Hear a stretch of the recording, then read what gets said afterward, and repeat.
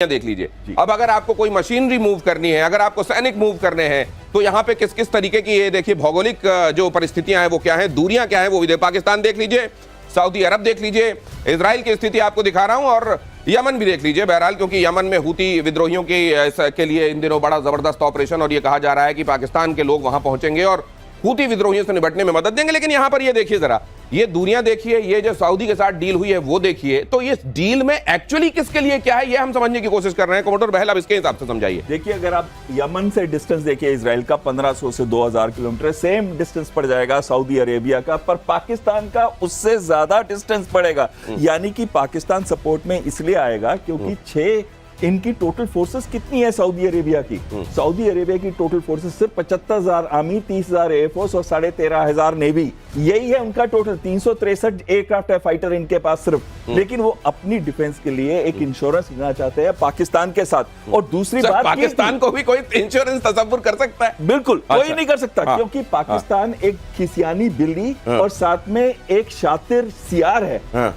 खिसियानी बिल्ली जब भारत अटैक करता है, उनको जब चोट लगती है तो भागते हैं अमेरिका के पास खिसियानी बिल्ली। और शातिर सियार कैसे हो गया कि कल अगर हम कोई आतंकी हमला करते हैं तो अगर हमारे ऊपर भारत ने ऑप सिंदूर 2 किया तो कहीं ना कहीं उनके मन में एक डिटरेंस होगी कि सऊदी अरेबिया को जंप करना पड़ेगा। लेकिन सऊदी अरेबिया नहीं करेगा क्योंकि उसको मालूम है। एक चीज लास्ट कहना चाहता हूं, पेशेश्कियान को इन्होंने कहा था कि हम तुम्हारे साथ है, इजराइल के अगेंस्ट है, कंडेम किया था। पेशेश्कियान आए तो तब भी यही गारंटी थी, पर क्या किया एक्चुअलिटी के अंदर? कुछ भी नहीं। पेशेश्कियान को भी तो गारंटी दी थी, किया क्या था एक्चुअलिटी में? तो क्या किसी के लिए इंश्योरेंस हो सकते हैं? कतई नहीं। और दूसरा, क्या ये सोच रहे हैं कि अगर भारत यहां से ऑपरेशन सिंदूर 2.2 को अंजाम देता है तो उधर क्या सऊदी उसके साथ खड़ा होगा? भूल जाएंगे। क्यों कह रहा हूं जरा देखिए, ऑपरेशन सिंदूर से जुड़ी है बड़ी खबर। ऑपरेशन सिंदूर पर बोले सीडीएस अनिल चौहान, रात 1:30 बजे ऑपरेशन सिंदूर को अंजाम दिया गया था।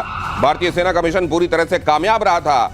ऑपरेशन सिंदूर पर सीडीएस ने कहा कि हमने हमारा हाल का जो ऑपरेशन था उससे हमने बहुत सारे सबक भी लिए हैं और उसको हम इंप्लीमेंट भी कर रहे हैं और इस तरीके से आने वाले दिनों में हमारी तैयारियां और मुकम्मल होंगी।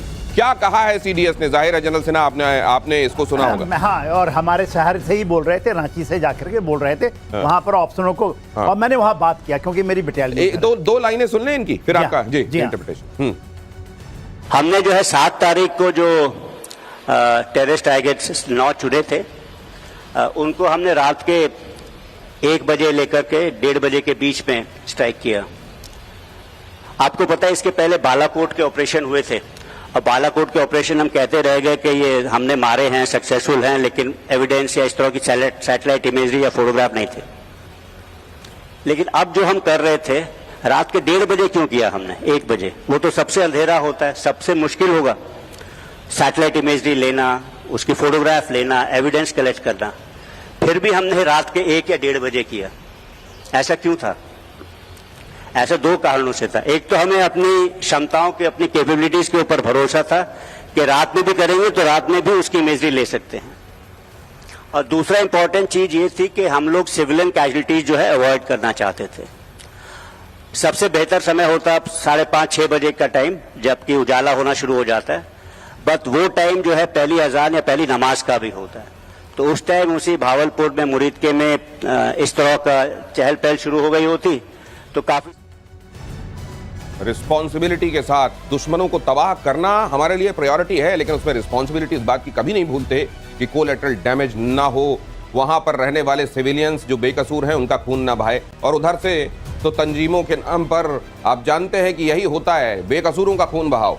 इसीलिए अब 2.0 की चर्चा भी बहुत तेज हो गई है। लेकिन यहाँ पर जो बातें कही गई हैं उसको इंटायरिटी में आपने रांची में कहा तो आपने और अच्छे से सुना होगा सर। हाँ, मैंने बड़े अच्छे से सुना इसका और क्या आकलन भी किया। क्या कह रहे हैं? बात वो कह रहे हैं कि देखिए हम कितनी कॉन्सेंट्रेट किए कि कहीं भी कोलैटरल डैमेज ना हो। इसके लिए हम 1:30 बजे रात में गए और उन्होंने कहा कि देखिए हमारे अपने को इस क्षमता के ऊपर में पहले फेयर वेदर होता था, केवल फेयर वेदर और लाइट के समय हम ले सकते थे इमेजरी, सैटेलाइट इमेजरी। अब हम रात में, क्योंकि आप वो अपर्चर रडार हम उसका यूज करते हैं, आप किसी भी फेयर वेदर में ले सकते हैं। तो अपने ऊपर जब आपको इतना भरोसा होता तभी आप ये ऑपरेट करेंगे। क्योंकि उन्होंने बालाकोट का नाम लिया, बालाकोट में उन्होंने कहा क्यों नहीं आपने दिखाया था? इसने नहीं दिखाया था क्योंकि हम जब गए थे उस समय हमारे पास ये कैपेबिलिटी नहीं थी इसरो की। कि आप फेयर वेदर में या डार्क नाइट में आप सैटेलाइट ले सकें। इस बार इंश्योर किया और ये चैलेंज लेकर के कि कोलैटरल डैमेज ना हो, और 1:30 बजे किया, ना कि मॉर्निंग में। अदरवाइज बेस्ट टाइमिंग होता है जैसे पॉप फटने वाली होती है, आप ऐसे अटैक डालिए।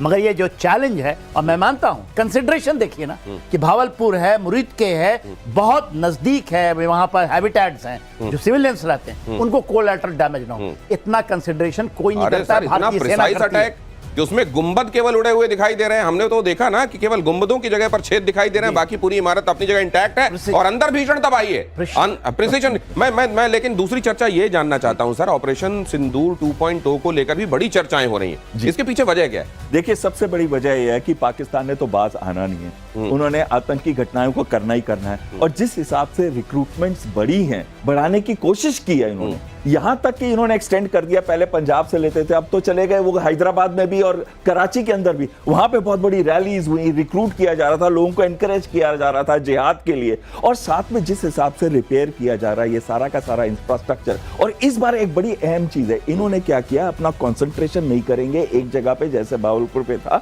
लेकिन इस बार वो छोटे छोटे बहुत सारे ऐसे लॉन्च पैड्स होंगे, ट्रेनिंग सेंटर्स होंगे, ताकि एक जगह पे इतने सारे आतंकी ना मारे जाते। एक जगह पर आतंकियों का संघनित रूप से उनको नहीं रखा जाएगा, अलग अलग जगह बिखरा कर रखा जाएगा। खबर तो यह भी है कि पीओके से भगाकर ये केपी के ले जा रहे हैं। ये अगली खबर देखिए सर, लश्कर आतंकी ने दिखाई ऑपरेशन सिंदूर के जख्म, लश्कर के आतंकवादी ने मुरीद की तबाही दिखाई। बाढ़ पीड़ितों के लिए फंड दोबारा बना रहा है, उसके जरिए आतंक के अड्डे, बाढ़ पीड़ितों को जो फंड मिला था उसको कलेक्ट किया जा रहा है और उससे बनाए जा रहे हैं आतंक के अड्डे दोबारा। ये लगातार कुछ रेवलेशंस बीते कुछ दिनों से, करीब हफ्ते भर से हो रहे हैं, कुछ आतंकवादियों की तरफ से आ रहे हैं, और पाकिस्तानी आतंकी ने खुद ऑपरेशन के दौरान, सिंदूर के दौरान मिले हुए जख्म दिखाए हैं। बिस्मिल्लाहिर्रहमानिर्रहीम। इस वक्त जनरल सेना, ये स्वीकारोक्ति हम पिछले कुछ दिनों से सुन रहे हैं, लेकिन साथ में इन्होंने बहुत सारी अपनी चीजें, ऑपरेशन सिंदूर में भारत ने जिस तरीके से इनको तबाह किया, उसके बाद इन्होंने बहुत सारी चीजें बदली भी हैं। क्या वो बदलाव भी हम लगातार खातिर में लेते जा रहे हैं और इस हिसाब से हम भी अपनी काउंटर स्ट्रैटेजी तैयार कर रहे हैं? देखिए दिनेश जी, जब आपने सुना होगा ऑपरेशन सिंदूर में 21 टारगेट थे, 21 टारगेट, आउट ऑफ दैट 9 हमने चुने। तो आप सोचिए, यदि मिनट में यदि पत्ता भी हिलाते हैं ना, एक ईंट को इधर रखते हैं, उसकी इंफॉर्मेशन हमारे होती है। और ये नहीं कि केवल हम, ह्यूमन इंट इतनी ज्यादा हमारी अभी है, आप बोलते हैं ना अदृश्य हाथ वहां घूमता रहता है, उड़ा देता है किसी को, वो अदृश्य हाथ भी हमें इंफॉर्मेशन देता है, अज्ञात व्यक्ति। हाँ, अज्ञात व्यक्ति। और आपने एक बड़ी अच्छी बात की, भागो भाईजान भागो। मैं सुना था, मैं भी भूल गया, ये पूछ रहे थे मेरे कि क्या है। देखिए, जब ऑपरेशन चल रहा था 7, 8, 8, 9 की रात में, तो पीओके के ऊपर में बहुत बड़ा हमला गया था हमारे, और खास करके हमारे आर्मी के हेवी वेपन्स का गया। तो वहां से खबरें आई थी और रिकॉर्डेड है, वो मैंने सुनी है उसको, अभी याद पड़ा, वो रिकॉर्डेड है। भागो भाईजान भागो, पीछे भागो, भागो भागो मुजफ्फराबाद भागो, छोड़ दे, भाग गए। तो लोग कुछ कहते हैं ना, क्यों नहीं हमने जाकर के उसको पकड़ लिया। मतलब वो लोग आपस में जो बात कर रहे थे उसका इंटरसेप्ट आपने सुना है? हाँ, और कह रहे थे भागो भागो, बड़ा आर्मी के पास में है, हैवी फायर आ रहा है, भागो पीछे भागो, पीछे भागो। और ये हमारे, मैं नहीं कर रहा हूँ, देखिए चैनल में जज्बे वाली कौम ये वाली बात क्यों कर रही थी, भागने वाली? ऐसे ही भागते हैं ये। एक और चीज भी है, अभी देखिए जितने भी ये आतंकी हैं, अभी सुलेमान था उनका कमांडर इसके अंदर, और पहलगांव के अंदर, वो एक पैरा कमांडो था, पाकिस्तान आर्मी का, रिटायरमेंट के बाद ये काम कर रहा था। उसको हमने मारा, हमारी सेना ने मारा, और बड़े उसके मरने के बाद जब उसका जनाजा के बारे में बातचीत चल रही थी, वहां पे फंक्शन किया जा रहा था गिलगिट बाल्टिस्तान के अंदर, तब वहां पे रिजवान हनीफ है, रिजवान हनीफ को जूते मार मार के उन्होंने निकाला, तब भी ये बात आई थी, भागो भाईजान भागो। अब तो गिलगिट बाल्टिस्तान के लोग भी हमारे पीछे पड़ गए हैं, और इसी वजह से वहां से अब टेरर कैंप्स जो है वो हटा के और दूसरी जगहों पे रखे। पाकिस्तान वाले कह रहे होंगे ना कि तुमने जगह जगह ये जो जहर यहाँ बो दिया है, इसमें जब इसको उखाड़ने की बारी आएगी तो हम भी तो इसके शिकार बनेंगे, तुम्हारे इसके साथ घुन की तरह हम क्यों पिसेंगे? और आतंकी संगठन जैश ए मोहम्मद और हिजबुल मुजाहिदीन पर बड़ी खबर देखिए, ऑपरेशन सिंदूर में पड़ी मार के बाद आतंकी संगठन ने ठिकाने बदले हैं, खैबर पख्तूनवा शिफ्ट हो रहे हैं जैश और हिजबुल के ठिकाने। 7 मई को हुए भारतीय एक्शन में पीओके में 9 से ज्यादा आतंकी ठिकाने तबाह हुए थे। सर, ये एक तो ये कि स्ट्रैटेजिकली अगर इनके लिए इंपॉर्टेंट ना होता ना पीओके में रहना, तो यार यहाँ रहते नहीं, क्योंकि यहाँ पर ये ट्रेन करते हैं, उसके बाद ये लॉन्च पैड बनाते हैं, यहाँ अंदर इंसर्ट करा देते हैं उन लोगों को। लेकिन दूसरी तरफ ये है कि इनको मार पड़ने का डर भी लगने लगा है। अगर केपीके जाते हैं तो केपीके में तो दूसरी तरह की मुसीबत इनके लिए इंतजार कर रही है। वो तो कर ही रही है, मगर केपीके के अंदर में जो है ना, जब ये जाएंगे वहां पर, तो इनको कुछ लगता है कि शायद ये टीटीपी से कहीं मिल गए, ओके, कौन जा रहे हैं, आतंकवादी जा रहे हैं ना, और उनका क्या है? हाँ। इसके लिए नहीं तो उसके लिए बंदूक पकड़ लेंगे, तो उसके लिए बंदूक पकड़ेंगे और सीधा घुमाएंगे इनकी तरफ। हाँ। क्योंकि उनको भी ये लगने लगा, देखिए क्यों ऐसे, मैं भी सोच रहा था, मैं आकलन कर रहा था, ऑल ऑफ ए सडन सारे के सारे क्यों बोल रहे हैं, एक कश्मीरी बोलता है, कोई दूसरे भी बोल रहे हैं कि ये हो रहा है। कहीं ना कहीं इनको ये लगता है कि इनको अपने गन को मोड़ना पड़ेगा, और ये यदि मौका आया। नहीं तो आप ये कह रहे हैं कि आतंकवादी तंजीमें अगर उधर गई तो केपीके में जाके टीटीपी के साथ मिलकर खुद इनके खिलाफ मोर्चा खेल खोल देंगी। बताइए, बलूचिस्तान के अंदर में आप ही तो चलाते हैं। हाँ। ऐसी हालत हो गई है, हाँ। 2 कोर है, 2 कोर, जो क्वेटा वाला कोर है वहां से 20 नहीं तो इनका तो सिलेबस अलग होता है ना, इनको तो एंटी इंडिया सेंटीमेंट वाला सिलेबस पढ़ाकर ब्रेन वॉश करके इस तरीके से ट्रेन किया जाता है। कमांडर बहल ये बिल्कुल। और एक बात इसमें बहुत इंपॉर्टेंट आती है, इन लोगों का कोई धर्म नहीं होता आतंकियों का। तो जनरल साहब जो बोल रहे हैं उसमें भी सच्चाई है। ये केपीके तो जाएंगे, ये जरूर है कि इनको पश्तून मुस्लिम्स जो है वो उनको तो आप ये कह रहे हैं केपीके गए तो ये बोलेंगे जैश वाला कितना दे रहा है भाई, तेरे को ये कितना दे रहा है, लश्कर वाला एक काम करिए 100 रुपए ऊपर से पकड़, इनको ही मार। इनको ये भी हो सकता है, ये भी हो सकता है, पर लेकिन पश्तून जो मुस्लिम्स हैं वो इनको वहां पे अपना जगह बनाने नहीं देंगे, इनको इन्फ्लुएंस करने नहीं देंगे। और हो सकता है कि उनके प्रेशर के अंदर जो जनरल साहब कह रहे थे वो भी बात सच्ची हो सकती है। आपने सुना होगा ऑपरेशन महादेव चला था, जहां पर मारे गए थे या आतंकी जो मार ठीक। जो हालत इनकी हुई है, इनकी कौमें जो हैं वहां के जनरेशन वो फील करेंगे कि नहीं आना है, क्योंकि अब तो हम बहुत सख्त हो गए हैं। ऑपरेशन महादेव में यदि आप देखेंगे किस तरह से मारे गए ये लोग, एक लास्ट की तरह मारे गए। ये कहना चाहता हूँ, पश्तून मुस्लिम्स को, जो वहां के जो पश्तून हैं उनको ब्रिटिश कंट्रोल नहीं कर पाए। आपको याद होगा वहां पे हमारे जो marshal of the air force Arjun Singh, जब एयरफोर्स नई बनी थी, वापी थी, एयरक्राफ्ट से उनके ऊपर ट्राइबल्स के ऊपर बम्बार्डमेंट की जा रही थी। ना वो पाकिस्तान के कंट्रोल में थे ना ब्रिटिश कंट्रोल में थे, उनको सिर्फ भारतीय फौजें, सिख रेजिमेंट्स या फिर महाराजा रंजीत सिंह ही कंट्रोल कर पाए थे। और आज तक ना पाकिस्तान कंट्रोल कर पाया, ना ही कोई फौजें उनको। तो बढ़िया है, केपीके जाइए, वहां दूसरे तरह का वेलकम आपका होने की तैयारी है। और बलोच आर्मी से हारी मुनीर की सेना, बीएलए के लड़ाकों ने क्वेटा कराची हाईवे पर किया कब्जा। ये बहुत बड़ी खबर है। क्वेटा कराची हाईवे पर कब्जा, लाख पास टोल प्लाजा के पास सेना को खदेड़ा, और कहा यह जा रहा है कि क्वेटा कैंट से इनकी दूरी केवल 20 किलोमीटर के आसपास की बची है सर। 20 किलोमीटर मात्र। हाँ। और वहां कोर है, हाँ। छोटी मोटी नहीं होती। हाँ। कोई बटालियन, ब्रिगेड, डिवीजन, कोर। हाँ। और 2-2 कोर पहुंच चुके हैं वहां क्वेटा में। हाँ। और वहां बताइए पूरे के पूरे हाईवे को आप ले लेना 20 मात्र में, और वहां पर चेक पोस्ट बना दिया है। मींस यदि वहां से गुजरेंगे तो वो चेक करेंगे गाड़ियां, ना कि वहां की मिलिट्री चेक करेंगे। तो है तो बहुत बुरी हालत हो चुकी है। देखिए क्वेटा में तो, क्वेटा को छोड़ दे हम छोड़ दे ग्वादर को, बाकी कहीं पे भी पाकिस्तान आर्मी की रिटर्न नहीं करती। 71 अटैक 51 लोकेशन में इस साल सैकड़ों के करीब मारे गए हैं पाकिस्तानी सोल्जर्स। वो बैटल ग्राउंड है उनका, क्योंकि लोग अपने फ्रीडम के लिए लड़ रहे हैं। आपको मई में याद होगा मीर यार बलूच ने क्या कहा था? आप ये जो कह रहे थे जी, ये क्वेटा और ग्वादर, इन जगहों पर मिलिट्री, पाकिस्तान की मिलिट्री एकदम लाचार नजर आ रही है। ये जगहों पे उनका फिर भी कंट्रोल है। अच्छा, इन जगहों पर फिर भी कंट्रोल। इन जगहों से जब वो बाहर जाते हैं किसी भी रूरल एरिया में, वहां पे सिर्फ बीएलए और बीएलएफ की रेट चलती है। बीएलएफ ने तो सर अब तो ये क्वेटा कैंट पहुंच रहे हैं, 20 किलोमीटर की दूरी बची हुई है। तो सोचिए पाकिस्तान आर्मी का क्या हाल होगा। ट्रेन तक तो इन्होंने ले ली थी, जाफर एक्सप्रेस। बिल्कुल। और साथ में ऑपरेशन बाम जब से शुरू हुआ था बीएलएफ का, उन्होंने सैकड़ों के हिसाब से पाकिस्तानी सोल्जर्स को अलग अलग जगह पे मारा था। ये चीजें तो बाहर आती भी नहीं है। कहते हैं सर इनको मजीद ब्रिगेड रात में बोल दो तो ये नींद से हड़बड़ा के उठ जाते हैं। ये बात सही है? वो सुसाइडल ब्रिगेड है, उससे तो बहुत डरते हैं। हाँ। उनका कोई भी सिपाही, चाहे वो मेल है या फीमेल, इनको नहीं पता। वो आके अपने आप को उड़ा देते हैं और इनका पूरा कॉन्वॉय के अंदर जो व्हीकल्स होती है तबाह बर्बाद होते हैं। 5 से 10 मारे जाते हैं इनके सोल्जर, और ये कई बार हो चुका। सवाल यह है कि जब इनको इनकी ये दवाई पिलाई जाती है तो इनको लगता कैसा होगा? मीठा लगता होगा या कड़वा? और अगली खबर यह है कि पाकिस्तान के परमाणु बम पर अमेरिका की रिपोर्ट आई है। पाकिस्तान के एटम बम दुनिया के लिए खतरा, ये है अमेरिका। देखा मुनीर, पाकिस्तान के एटम बम दुनिया के लिए खतरा। जाओ लंच कराओ। अमेरिका से 4 बार खाना खा के आने के बाद भी यही मिलेगा जो ये मिल रहा है। बुलेटिन ऑफ एटॉमिक साइंटिस्ट की रिपोर्ट में खुलासा।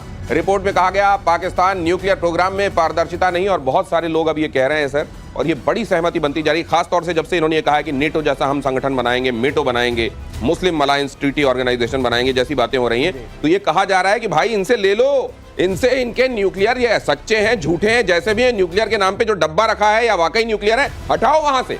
देखिए, अमेरिका का सीक्रेट प्लान है, ये आज का प्लान नहीं है जो आपको मैं स्विफ्ट एंड ग्रैब का बता रहा हूँ। सर ये थोड़ा और विस्तार से बताइए क्या है स्विफ्ट एंड देखिए, ग्रैब? स्विफ्ट एंड ग्रैब में ये है कि वहां से उनके सील्स आएंगे, नेवल सील्स, अमेरिकन के कमांडर। अच्छा, swiftly they will come They will and they will grab the weapon. They will grab the thing. अच्छा। इसके अलावा उन्होंने एक इंश्योर किया, जब हम लोग मार रहे थे, जब एयरफोर्स मार रही थी हमारे, क्यों इतना चिल्ला रहे हैं? क्योंकि अमेरिकन वहां हैं, इनके हाथ में कुछ भी नहीं है, नूर खान और आसपास सब जगह है, वो उन जगहों में है क्योंकि इनको डर है, बहुत बड़ा डर है। किराना में भी है क्या सर? अमेरिका वहां भी बैठे, अमेरिका वहां भी है क्या? वहां भी है। सबसे तो पहले सर एक अमेरिकन तरफ तो जहाज- वहां बैठे हुए हैं, नहीं मेरे को तो ये बड़ा घनचक्कर वाला मामला है सर। एक तरफ तो आप बैठे हुए हैं वहां, जी। फिर दूसरी तरफ आप अपने यहाँ साइंटिस्ट की रिपोर्ट पब्लिश कराते हैं बताने के लिए कि यहाँ पर बड़ा खतरा है, दुनिया के लिए बड़ा खतरा है। ये दो तरह का किस तरह का काम है? देखिए, बिल्कुल federation of American scientist clearly बता रहे हैं कि जो ये न्यूक्लियर वेपन्स, आपको याद होगा little boy and fat man जो इस्तेमाल हुए थे वर्ल्ड वॉर 2 के अंदर, 2,20,000 लोग मारे गए थे, वो तो सिर्फ 2 बॉम्ब थे 15 से 20 किलो टन के अंदर। आज पाकिस्तान के पास क्षमता है 172 न्यूक्लियर वेपन्स की, और जिसके अंदर जो उनके 5 से 20 किलो टन के तो है ही हैं, पर इनके कुछ स्ट्रेटेजिक वेपन सिस्टम भी है 40 किलो टन के, यानी कि भारी भारी तबाही मचा सकते हैं। और पाकिस्तान के अंदर जो जिहादी इनका नंबर 1 फोर्स है, जो मिलिट्री फोर्स की तरह इस्तेमाल किया जाता, कल अगर उनके हाथ में पड़ गए तो पूरे विश्व को खतरा है। और यही चीज बता रहे हैं, पाकिस्तान को IAEA के कंट्रोल में लेके तो आना मतलब चाहिए। अमेरिका के साइंटिस्ट की पूरी एक बॉडी इसको सालों तक स्टडी करती है, तब जाके इनके लिए गुड मॉर्निंग होती है। ये तो हम यहाँ बैठे बैठे बगैर स्टडी के बता सकते हैं सर ये। और दूसरे, अगर पाकिस्तान में उन तमाम जगहों पर अमेरिकी बैठे हुए भी हैं, अमेरिकी इनको मदद भी दे रहे हैं, जब वहां पर जाकर भारत का कोई पटाखा फूटता है तो तुरंत अमेरिका से कॉलें भी आने लगती हैं कि देखो देखो बचाओ, वहां पर ये ना होने पाए। और दूसरी तरफ इनको साइंटिस्ट की रिपोर्ट चाहिए होती है पता करने के लिए। अभी आप बताइए, सरगोदा पे जब हमने बॉम्ब गिराए थे, जो कुछ ही दूर है किराना हिल से, तो लोग तो ये कहते हैं हमने किराना हिल्स की एंट्रेंस पे गिराए हैं। अरे भाई नहीं गिराए, पर अगर उधर से ही हम सरगोदा पे ही गिराए हैं और इफेक्ट अमेरिका तक रिपल पहुंच रहा है, और अमेरिकन जहाज आया था सैंड और वो सर, मुझे तो दूसरी बात लग रही है, आप लोग बताइए अगर मैं सही कह रहा हूं तो। जी। इशाक डार ने 2 दिन पहले जो स्टेटमेंट दिया कि अमेरिकी मध्यस्थता नहीं थी, भारत कह रहा था तीसरा कोई मंजूर ही नहीं है, और जैसे ये बात सामने आई है उसके बाद 2 महत्वपूर्ण चीजें हुई हैं। BLA को लेकर ये वीटो हुआ है, और दूसरा ये वाली रिपोर्ट आ गई है कि तुम्हारे वाले न्यूक्लियर तो पूरी दुनिया के लिए खतरा है। ये सही आकलन है कि नहीं आप बताइएगा। लेकिन अगली खबर देखिए, दक्षिण लेबनान पर इजराइल ने की बमबारी, हिजबुल्लाह के ठिकानों पर एयर स्ट्राइक, हिजबुल्लाह के सैन्य ठिकाने तबाह, मिलिट्री इंफ्रास्ट्रक्चर को बनाया टारगेट। अब देखिए यहाँ हिजबुल्लाह को कंप्लीटली अबॉलिश करना, उधर हमास को गाजा पट्टी से एकदम साफ कर देना, जहां पर भी वो किसी दूसरे मुल्क में भी मौजूद है वहां पर भी जाकर उनकी सफाई करना, झाड़ू चारों तरफ लग रही है। उधर हुतियों को भी साफ किया जा रहा है, और ये सफाई अभियान इजराइल कह रहा है कि हम लगातार जारी रखेंगे। देखिए जरा इस समय कितनी भीषण तस्वीरें हैं, कितने बड़े इलाके को दक्षिणी लेबनान में ये टारगेट किया गया। देखिए जरा, ये पूरा का पूरा यहाँ पर ये इमारत आपको दिखाई दे रही है, और कुछ ही देर में यहाँ केवल धुआं दिखाई देता है, और यहाँ पर जो था वो इतिहास हो जाता है। कमोडोर बहल, लेकिन ये दोनों तरह की बातें हो रही हैं। जिस तरीके के एग्रेशन के साथ और संकल्प के साथ इजराइल जा रहा है, अब उसकी मुसीबतें बीते दिनों की बात होने वाली हैं। लेकिन दूसरा इसमें व्यू पॉइंट ये है, ये मुसीबतें ऐसी हैं जिसमें एक इकोसिस्टम, जिसमें पैसे का एक इकोसिस्टम बना हुआ है, जुड़ा हुआ है, और ये खत्म नहीं होने वाला है। बिल्कुल सही कह रहे हैं आप। 5 देशों पे उन्होंने हमला किया, तुनीसिया से लेके आप देखिए यमन, और साथ में उन्होंने कतर को भी अटैक कर दिया, और लेबनान को अटैक किया, सीरिया को अटैक किया। ये 5 देशों को उन्होंने अटैक किया। और जैसे हम उस दिन मजाक में बोल रहे थे कि एक दिन लगता है इनको हुती यहाँ पे हैं, उधर वो सुबह एड आता है ग्लोब लेके और कहते हैं कि अच्छा ये यहाँ पे भी बचा हुआ है, ठोको वहां पे। तो ये बातें होती है, लेकिन ये सारी बातों में आप जो मेजर चीज ये आती है कि सारे के सारे आतंकियों को पूरे विश्व से कोई भी देश खत्म नहीं कर सकता। तो ये जो इकोसिस्टम है उसको खत्म करने के लिए या तो पूरा विश्व एकजुट हो, और इस इकोसिस्टम को ड्राइव करती है ड्रग मनी, और ड्रग मनी के साथ बहुत सारे बिजनेस लगे रहते हैं, और ये जो पैसा एक जगह से दूसरी जगह मूव करता है, इस पैसे पे भी अंकुश लगाना पड़ेगा। और कई पॉलिटिकल लीडर्स उन्हीं देशों के जो इनको रोकना चाहते हैं वो भी उसमें और इसीलिए भारत के प्रधानमंत्री लगातार हर एक मंच से इस बात को जोर देकर कहते रहे हैं कि आतंकवाद के खिलाफ एकजुट होकर लड़ाई लड़नी पड़ेगी, गुड और बैड टेररिज्म वाला फर्क छोड़ना पड़ेगा, और जब तक पूरी दुनिया इसके लिए संकल्प नहीं लेती तब तक ये रक्त बीज जैसी जो समस्या है इससे निजात नहीं मिल सकती। अगली खबर, यमन पर अटैक के लिए इजराइल तैयार, हूती के वार पर इजराइल करेगा पलटवार, हूतियों का बैलिस्टिक मिसाइल से तेल अवीव पर हमला, और मिसाइल इंटरसेप्ट कर लिया गया। IDF ने यह बात कही, और कल ही हमने आपको यह बताया था कि बेंजामिन नेतन्याहू के प्लेन तक को इन्होंने टारगेट करने की हिमाकत की, तो उधर से हूती भी गजब हिमाकत कर रहे हैं। और इधर से आईडीएफ भी ये बता रहा है कि एग्जिस्टेंस की बात है तो वो किसी भी तरह के खतरे से दो दो हाथ करने के लिए तैयार है। जरा सुनिए इस आवाज को।